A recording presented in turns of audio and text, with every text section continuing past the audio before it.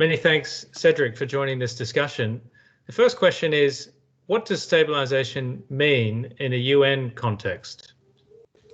Thanks, Daniel. Well, that's quite interesting because the UN doesn't really have a specific doctrine or definition around stabilization, but we do have a couple of missions that started with a mission in Haiti, but then more specifically the mission in the Congo, the Democratic Republic of Congo, and the mission in the Central African Republic and in Mali that have stabilization in their name. So if we look at what does that mean? How are these missions different from a normal peacekeeping operation? We can see that, a normal peacekeeping operation in the UN context essentially are deployed to help monitor a ceasefire or implement a peace agreement. And these stabilization missions are different in the sense that they are essentially deployed to help protect a government and its people against an aggressor. So you are not impartial between, several parties to a conflict. You're working alongside the government against an aggressor.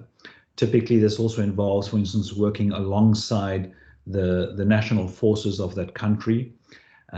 So that, and typically it involves, let's say, more robust use of force than ordinary peacekeeping operations, where there's not really an expectation for robust use of force outside perhaps some protection tasks. So I think this is the essential difference between stabilization and peacekeeping in the UN context, but as I said, it's not defined by the UN as such. You've done many years of research on the UN approach to stabilization. Can you talk about some of the key lessons learned that have emerged from the UN experience on stabilization?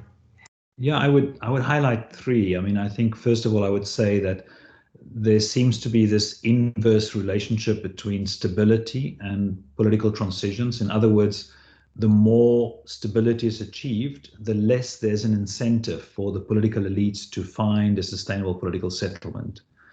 I would say that the longer international presences and investments remain in place, the more a kind of a political economy develops around that benefits specific political and economic elites. And again, there's less incentive for them to find a political settlement that will result in the withdrawal of the international support.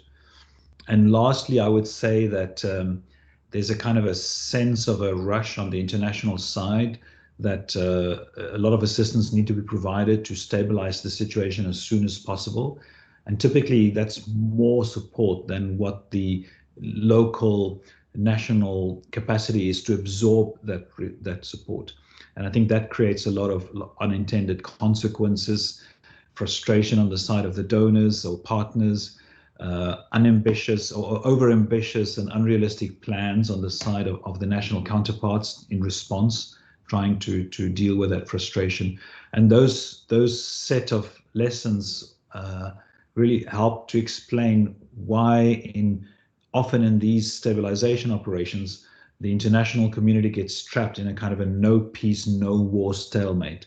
There's never really sufficient stability to warrant an exit. And there's always just enough progress, typically around these moments where key decisions have to be taken to keep the international community engaged. And so I think that lack of a peace agreement or a ceasefire, which you find in the peacekeeping operations, really delays or creates this moment where the stabilization operations seem to be never ending. We've been in the Congo now for 20 years. We haven't been in the Central African Republic or Mali yet for that amount of time, but there's no exit in sight in these situations either. Over to you. Thank you.